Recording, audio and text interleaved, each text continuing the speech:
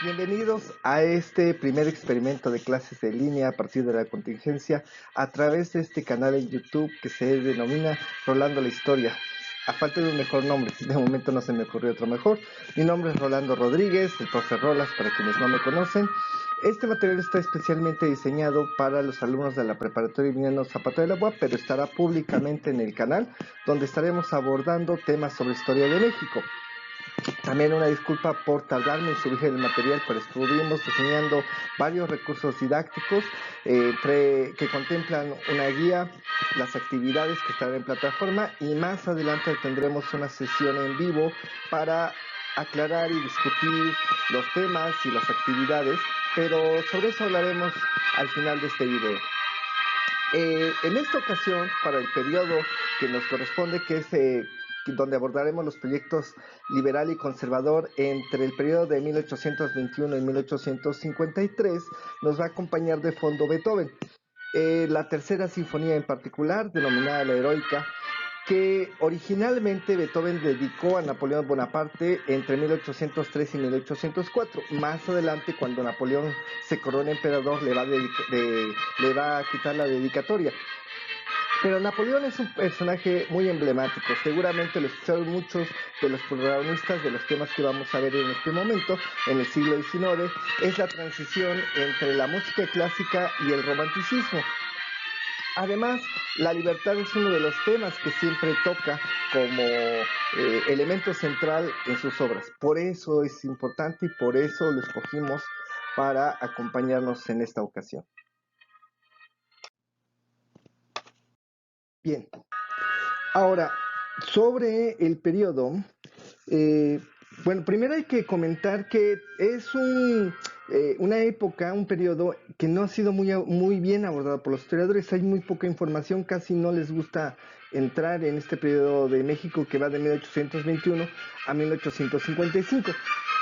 De hecho, es un poco ambigua la denominación, porque en algunos libros de texto, en los libros de texto más bien aparece como México independiente a veces, pero en teoría seguimos siendo independientes, ¿no?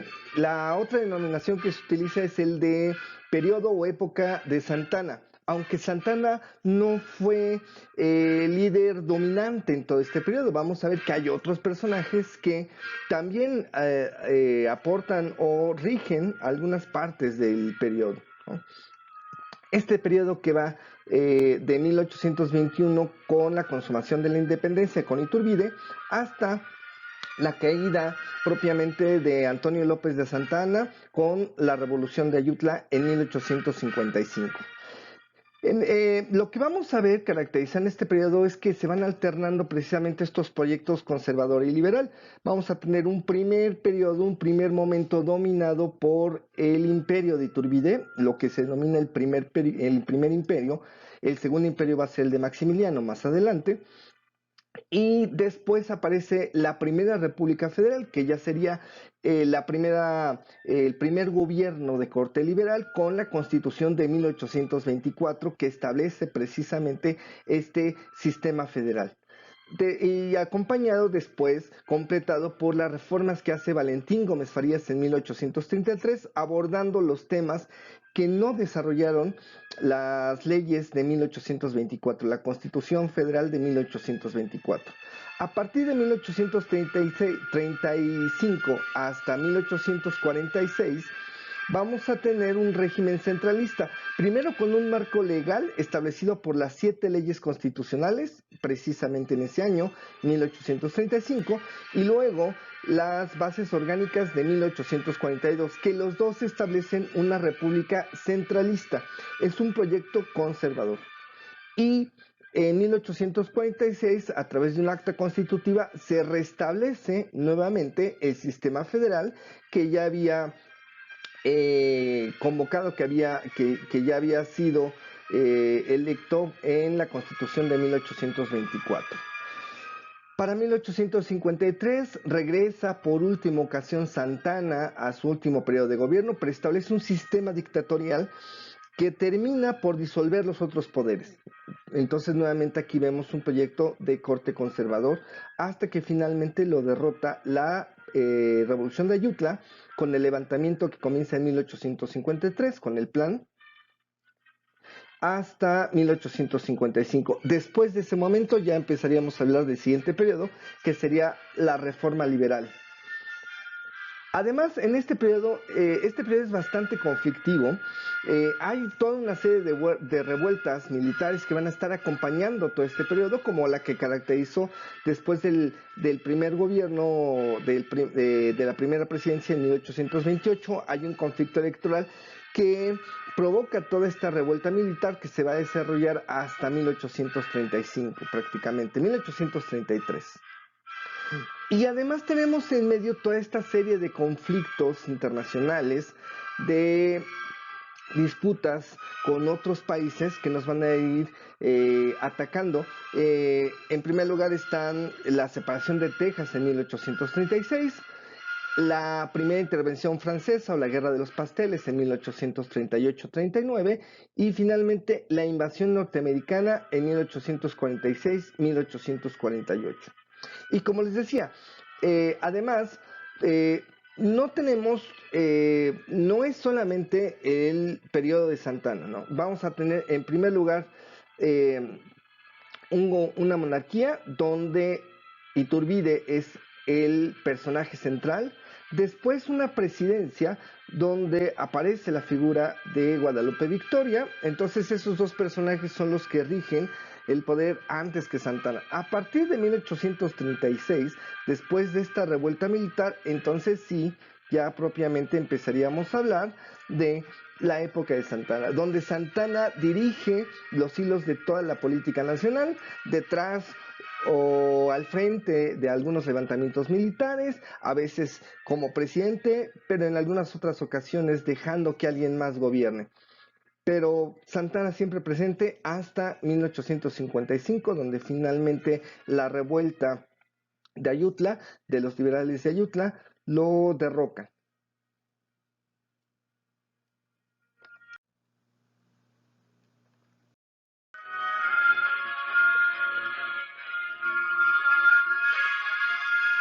Bien, otro elemento que vamos a ver de este periodo, no me parece.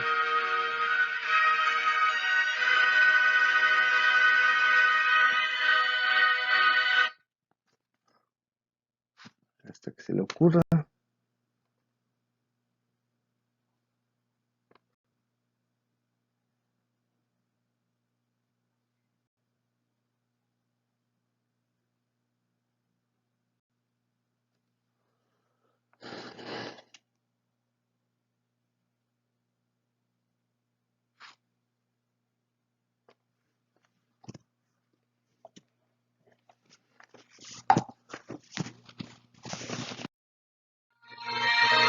Ahora bien, para el siglo XVIII, las logias masónicas habían evolucionado, tomando en cuenta que para esa época las naciones estaban regidas por monarquías absolutistas, donde si acaso tenían participación la nobleza. La naciente burguesía intentaba discutir estas propuestas políticas y sobre todo ya en esa época influenciados por la ilustración, por los filósofos de la ilustración, que ya en clases presenciales hemos visto. Hay personajes como Voltaire, que habla de la intolerancia religiosa, Montesquieu, que propone la división de poderes, y Juan Jacobo Rousseau, que habla de que la soberanía recae en el pueblo, no en el rey. El rey tiene que obedecer lo que es el pueblo, las decisiones del pueblo, y el pueblo se va a expresar a través del voto, sentando entonces la base de la democracia. Esto se está discutiendo ya en las logias masónicas y entonces para esta época se empieza a discutir, se empiezan a criticar los dogmas religiosos.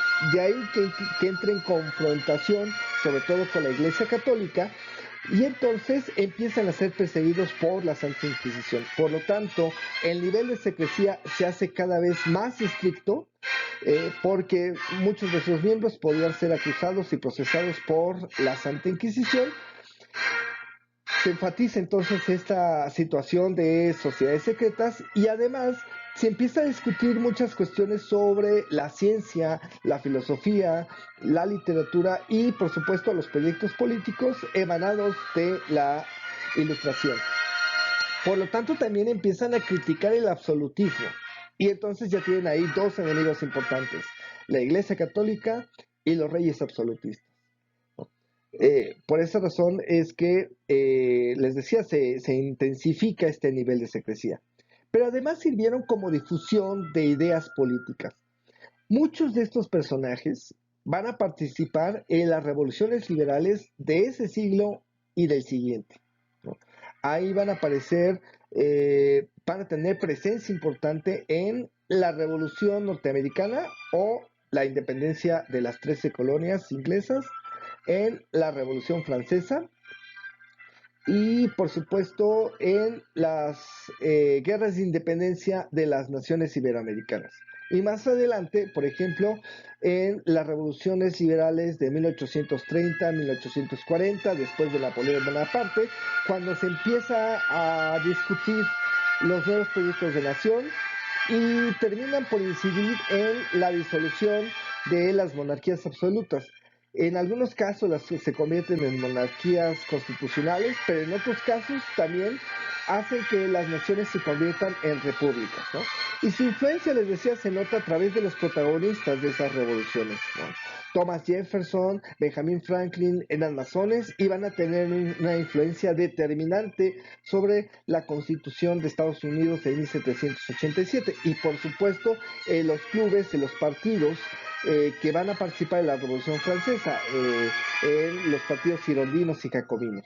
Aquí, por ejemplo, vemos en esta ilustración una parte que aparece en los billetes del dólar, que es un elemento que hace referencia precisamente a las logias masónicas, ¿no? La pirámide que hace referencia a los constructores, el gran ojo que hace referencia al gran constructor que contemplaban estas logias masónicas y además les decía toda esta discusión y difusión de ideas a partir de estas dos grandes revoluciones que va a influir principalmente en América Latina, en estas guerras de independencia que van a tener como fruto la independencia el origen o el surgimiento de las actuales naciones iberoamericanas.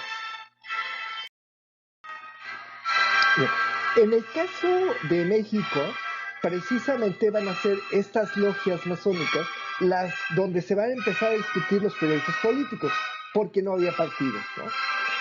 Recuerden que de la época colonial, pues también estábamos regidos por un régimen monárquico, y entonces las primeras ideas políticas surgen a partir de estos grupos que son las logias masónicas. Uno de los primeros y que tuvo mucha presencia durante una parte del siglo XIX fueron las logias que pertenecían al rito escocés. Este rito tiene su origen en Francia, de ahí pasa a España durante la discusión de la Constitución de Cádiz en 1808 tras la invasión de Napoleón, y ahí tienen participación varios liberales. De ahí, entonces, algunos de estos llegan a la Nueva España con el ejército, con la dirigencia del ejército realista y tienen una influencia sobre los criollos, ¿no? Entonces, vamos a tener que estos primeros criollos, estos primeros militantes del rito escocés, van a ser estas milicias criollas, van a tener una parte importante de las milicias criollas que originalmente van a combatir a la insurgencia, pero también ahí van a estar integrados algunos liberales moderados. Más adelante, la última parte de la Guerra de Independencia, pues estos son los que van a apoyar la consumación de la independencia. Algunos bajo este criterio liberal de la Constitución de Cádiz, otros solamente bajo la idea de la independencia, ¿no? Y de esta manera, hacia 1820, este rito escocés es el que da la propuesta sobre el proyecto centralista, ¿no? Ahí les decía nuevamente, hay algunos liberales moderados, ¿no? Y finalmente son los que van a dar pie a la fundación del Partido Conservador formalmente en 1849. Entre algunos de sus miembros destacados están Nicolás Bravo, un antiguo insurgente, Miguel Barragán, Anastasio Bustamante, estos que habían sido parte del ejército realista con Iturbide, y Lucas Alamán, que va a ser el ideólogo del Partido Conservador. Ahora, la contraparte de la logia escocesa, del rito escocés, van a ser las logias que pertenecieron al rito yorquino, que este va a ser introducido por Estados Unidos. Tiene su origen en Inglaterra, en York, de ahí pasa a Estados Unidos, y aquí en México es introducido por el primer embajador de Estados Unidos, Joel R. Poinsett, en 1822. Y de inmediato se conforma el Partido Liberal, que tiene como propuesta o base el modelo norteamericano. En 1825, de acuerdo a lo que he leído, este rito yorquino da pie a tratar de unificar algunas de las logias en el Supremo Gran Oriente del Rito Nacional Mexicano, que después va a tener su continuidad en el resto del siglo XIX y más adelante va a tener algunos miembros importantes como Benito Juárez y Porfirio Díaz, de lo que hasta ahora está documentado. Los yorquinos, como decíamos, se van a caracterizar por una postura mucho más radical que el rito escocés y van a tener una adhesión firme al federalismo propuesto en Estados Unidos. Entre algunos de sus miembros principales en esta primera parte del siglo XIX están José Martínez Mora, que fue el ideólogo del Partido Liberal, Lorenzo de Zavala, eh, Miguel Ramos Arizpe, ambos que fueron diputados en el Congreso de 1824, Guadalupe Victoria, antiguo insurgente y que fue el primer presidente de México entre 1824 y 1828. Decíamos que prácticamente fue el único presidente que logró terminar su periodo presidencial. Vicente Guerrero, también antiguo insurgente, y que participó en este conflicto electoral después de 1828, mantuvo la presidencia también en algún tiempo dentro de este periodo, y finalmente Valentín Gómez Farías, tal vez el más radical de estos, y que hace la propuesta de las reformas de 1833. Uno de los miembros, les decía, más radicales e impulsores precisamente de este rito y sobre todo del proyecto federal de los...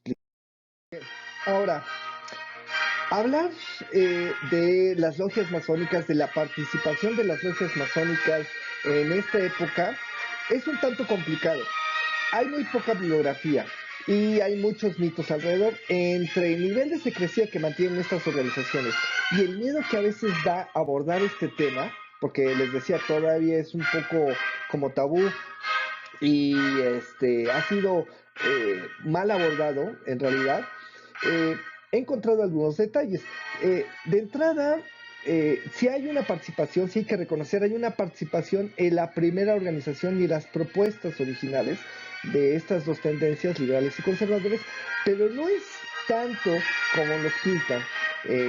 Hay muchos mitos alrededor y hablar de estas líneas directas entre la logia escocesa que da pie al partido centralista y luego al partido conservador y que finalmente apoyaron, son los que mantienen el imperio de Maximiliano, y luego del otro lado la contraparte de la logia escocesa que dio pie a la propuesta federal con el Partido Liberal y finalmente son los que van a defender la República de Benito Juárez.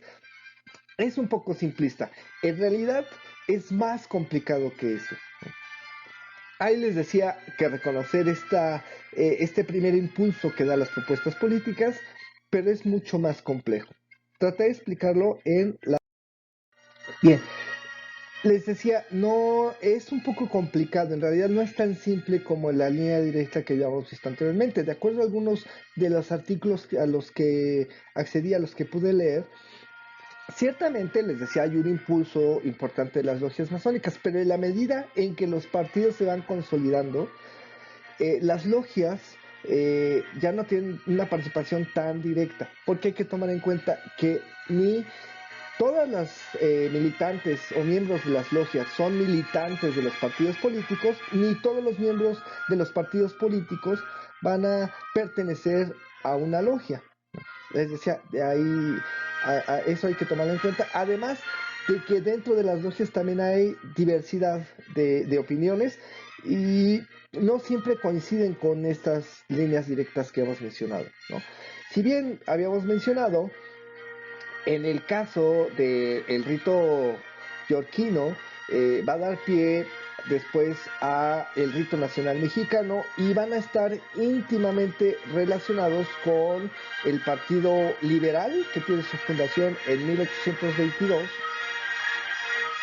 y en el caso del rito escocés, que va a estar ligado a la formación del proyecto centralista y del Partido Conservador en 1849.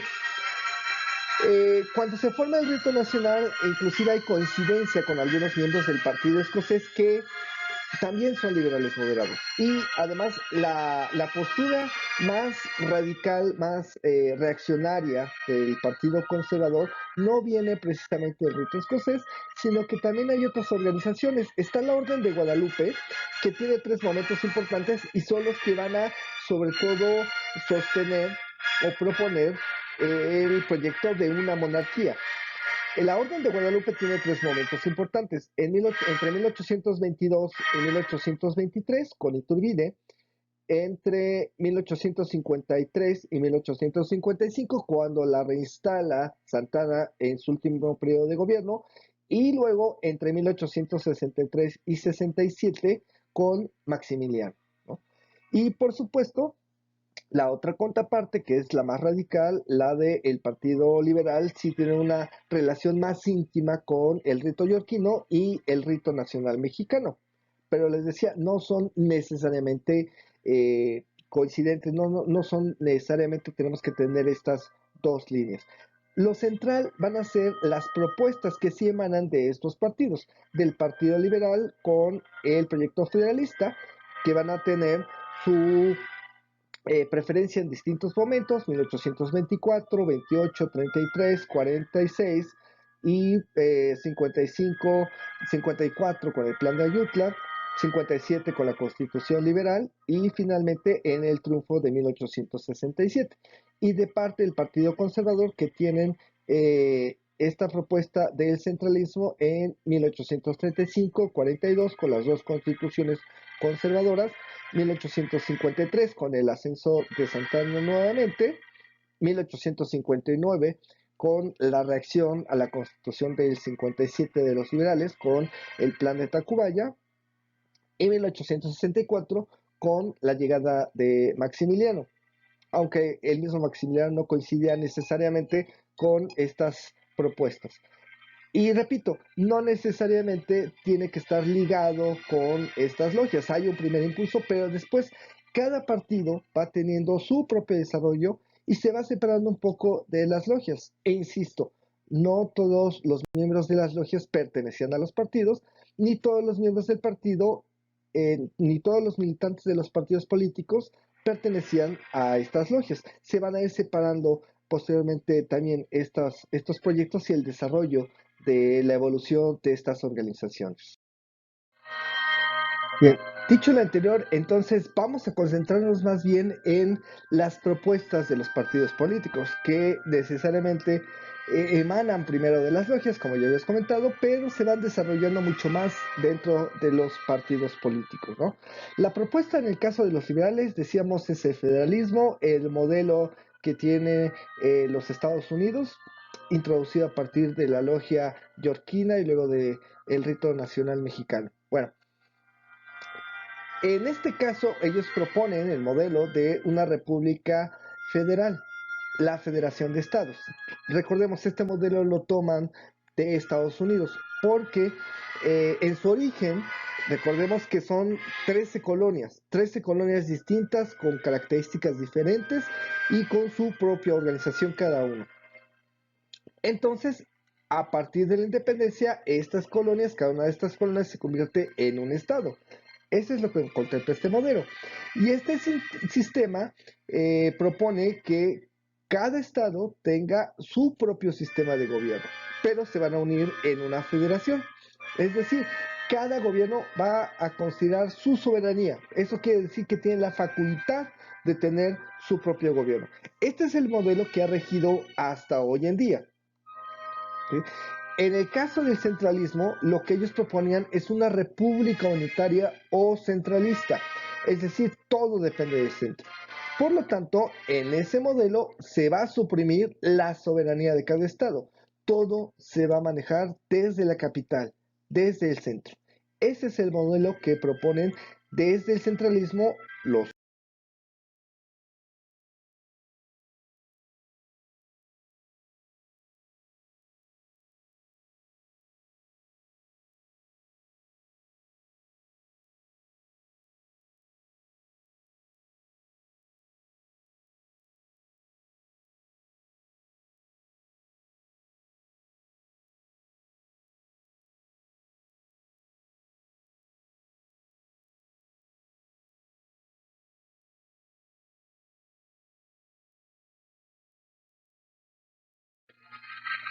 Ahora bien, en el caso del federalismo, de la propuesta federal de los liberales, además contemplaba la división de poderes, la propuesta de Montesquieu de la división en poder legislativo, ejecutivo y judicial, pero bajado al nivel también de cada estado, de tal manera que cada estado también tenía su división de poderes.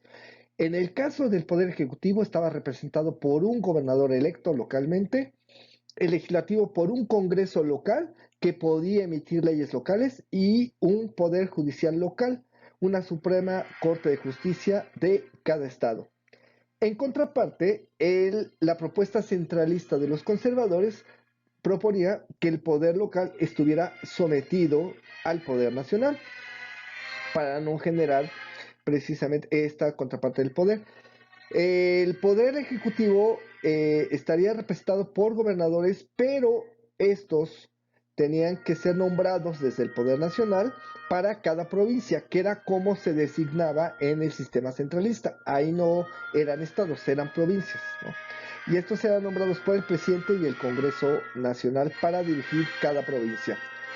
No hay elecciones locales, por lo tanto tampoco hay congresos ni tribunales locales y las provincias se van a regir por las leyes nacionales redactadas en el Congreso Nacional, ¿no? Estas son a grandes rasgos las dos propuestas. Más adelante va. Ahora, antes de seguir abordando las propuestas originales de los liberales y conservadores plasmadas en los proyectos federales centralistas del siglo XIX, quisiera hacer un paréntesis y rescatar o abordarlo desde el presente para que ustedes puedan observarlo directamente en su realidad, en la realidad actual, ¿no? Y que no quede así en vacío o en abstracto. Si la historia no se relaciona también actualmente con lo que está sucediendo hoy en día, pierde parte de su sentido.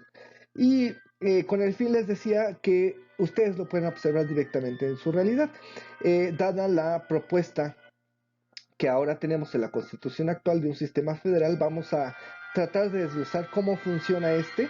Esto seguramente ya lo habrán visto en una materia en secundaria que se llama formación cívica y ética, y los compañeros y compañeras que después vayan a ingresar al área de ciencias sociales, para el caso del modelo de la UAP, van a tener una materia, van a tener un par de materias optativas donde van a abundar más en estos temas que son introducción al derecho e introducción a las ciencias políticas.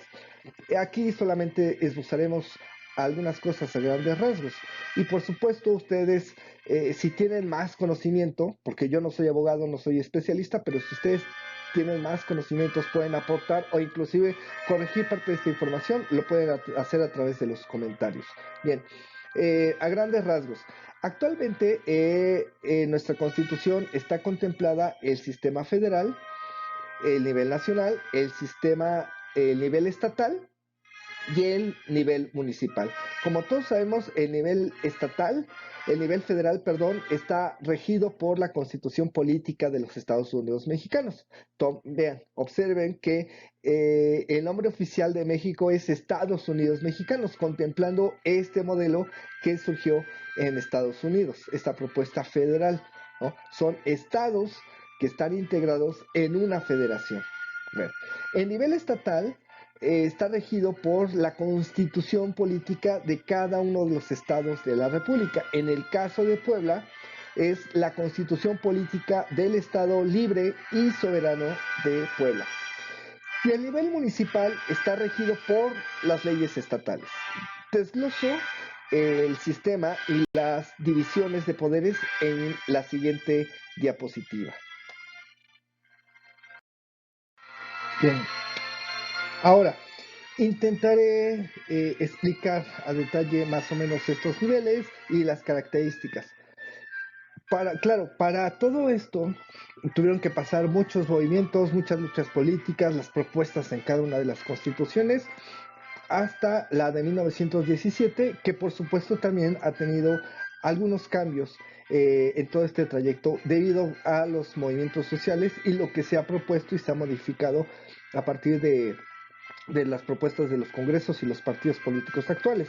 Bueno, en este esquema, así rapidísimo, de nuevo contemplamos esta división de poderes que, como ya habíamos mencionado, viene de Montesquieu, la división de poderes durante la Ilustración Francesa, que ha retomado tanto por Estados Unidos como Francia, los otros países europeos, en las revoluciones de 1840-48, las naciones iberoamericanas después de su independencia, y actualmente pues es el modelo que siguen muchos países en el mundo, ¿no? Este nivel federal.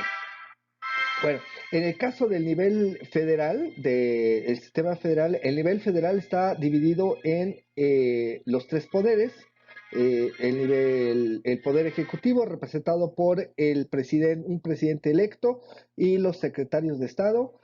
El poder legislativo federal por el Congreso de la Unión, donde están los representantes, y el Poder Judicial con la Suprema Corte y los juzgados y tribunales a nivel federal.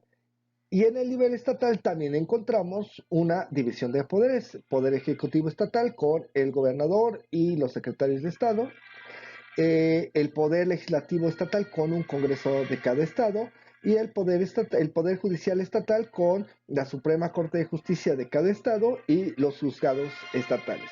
Y en el caso del nivel federal tenemos una figura que se llama ayuntamiento, que es lo que administra cada municipio.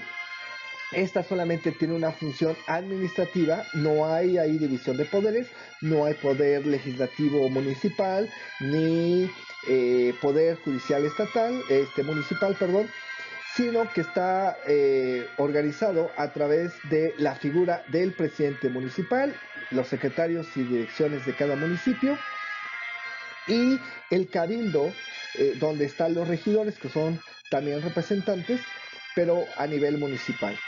La diferencia con el modelo de Montesquieu es que aquí se introduce el concepto de Rousseau de la soberanía recae en el pueblo y el pueblo se expresa a través del voto. Y en el caso de los poderes ejecutivo y legislativo son elegidos mediante una votación, ¿no? Entraré a detallar cada uno de estos en las siguientes diapositivas.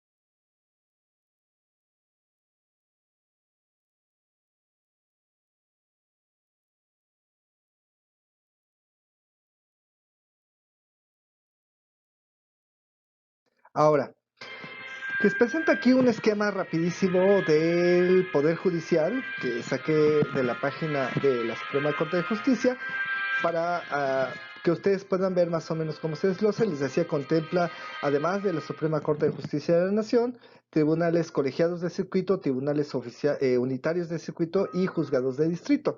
Claro, no soy especialista, no soy abogado, y cualquier una de ustedes, cualquier persona de ustedes que ven este video y que pueden agregar datos o que pueden aclarar o inclusive corregir, pueden hacerlo a través de los comentarios.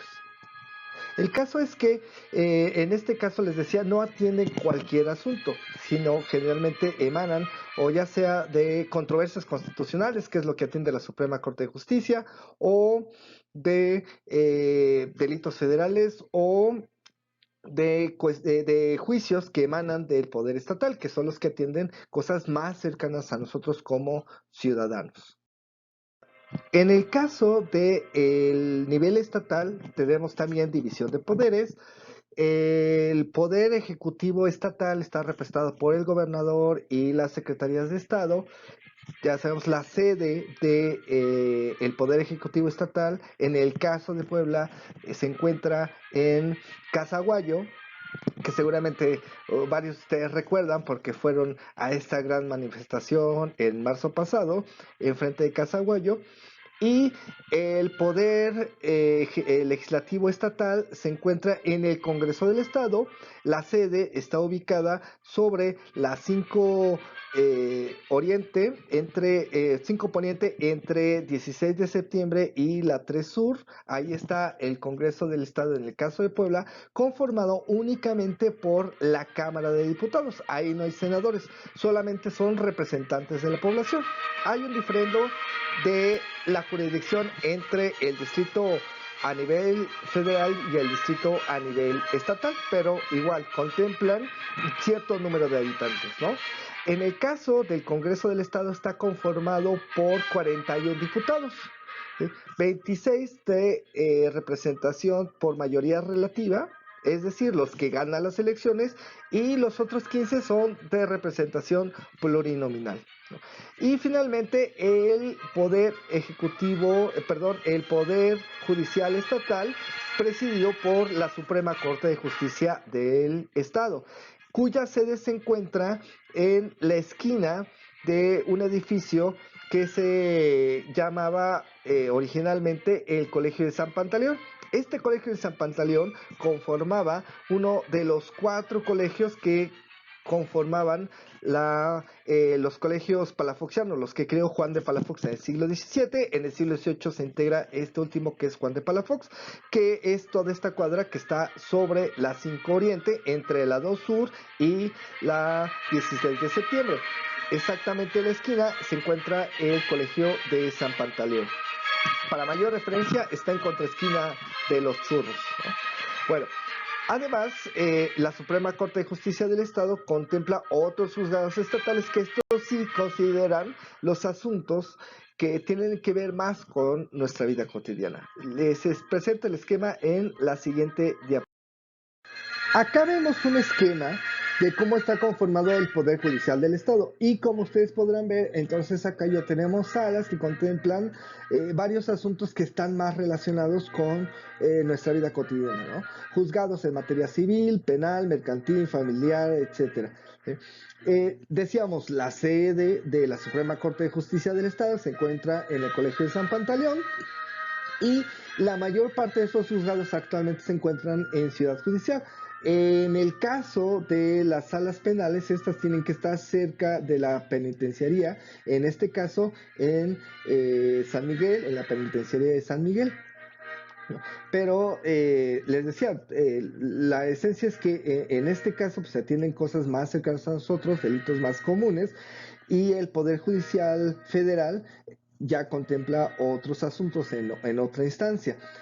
Bueno, esto lo puede, les decía, corroborar o completar, si ustedes gustan, quien tenga mucho más conocimiento que yo, en los comentarios. Por último, tenemos el nivel municipal, que está conformado por el ayuntamiento.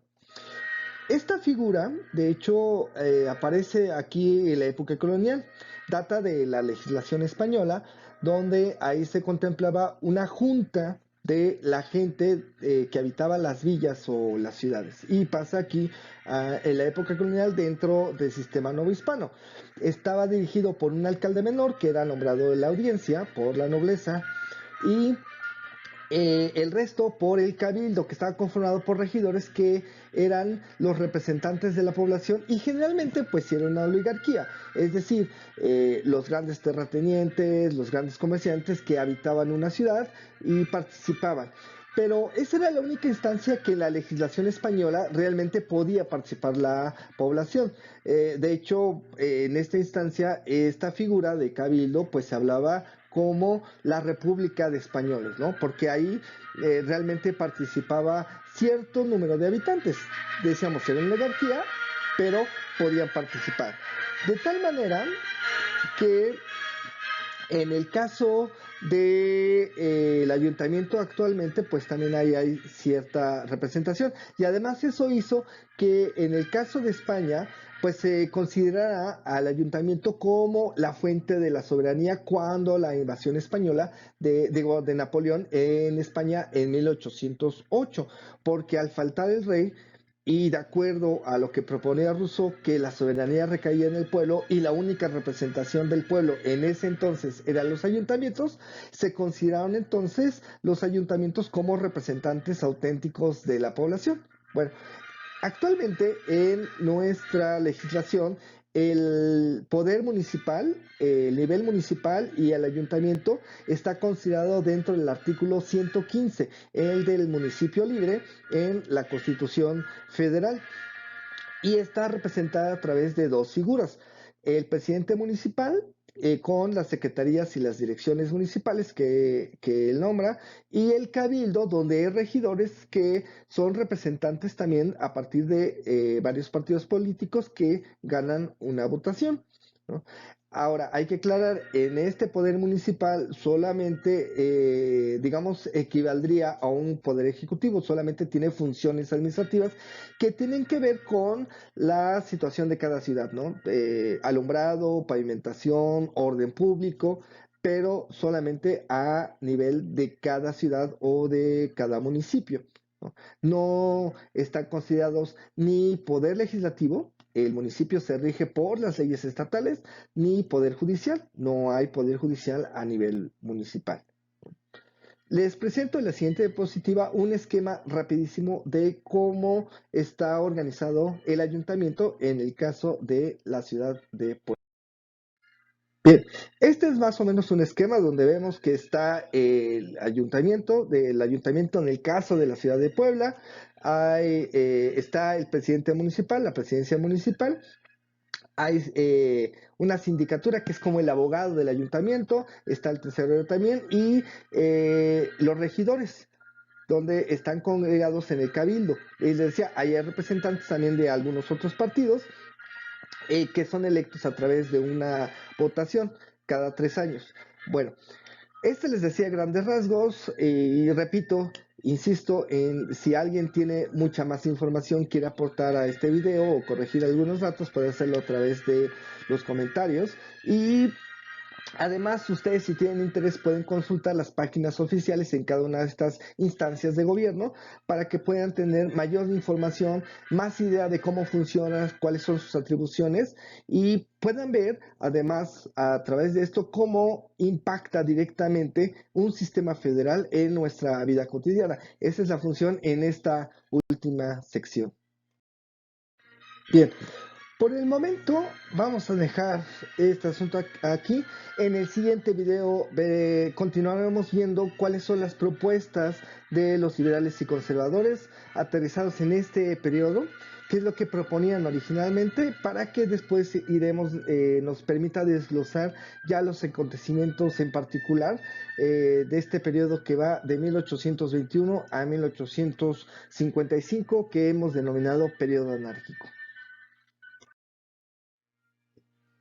Finalmente, como propuestas de actividades de aprendizaje para este tema, les recomiendo la lectura de la guía en las páginas de la guía didáctica que preparé para ustedes, de las páginas 29 a la 34, donde abordamos estos temas y ahí se desglosan los proyectos liberales y conservador. Pueden enviarme comentarios a mi correo electrónico rola68bit@gmail.com para cualquier duda. Más adelante haremos una sesión en vivo en mi muro de Facebook. Ya nos pondremos de acuerdo en cada grupo de WhatsApp el día y la hora para hacer esta sesión en vivo y se pueden resolver dudas sobre el tema y sobre las actividades de aprendizaje. Y también la continuación de este video a través de este canal, Rolando la Historia, la segunda parte de los liberales y conservadores, de las características de los proyectos de estos dos grupos, liberales y conservadores, centrados en las propuestas del federalismo y centralismo. Bien, ¿qué es lo que impacta en nuestra vida cotidiana? Precisamente toda esta discusión que viene desde la Ilustración, la Revolución Norteamericana de 1776, la Revolución Francesa de 1789, las revoluciones europeas entre 1830 y 1840, por supuesto, las propuestas de las nacientes naciones iberoamericanas tras su independencia, y finalmente esto cómo aterriza en la discusión política en México entre liberales y conservadores y que va a dar pie al final al marco constitucional en México.